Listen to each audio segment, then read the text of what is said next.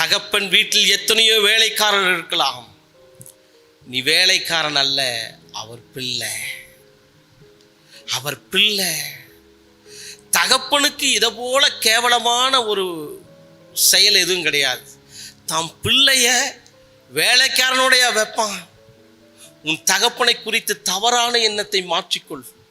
உன் தகப்பனை குறித்த தவறான எண்ணங்களை மாற்றிக்கொள். திருச்சபையே, நீ பிள்ளைதான், நீ பிள்ளைதான், நீ பிள்ளைதான்.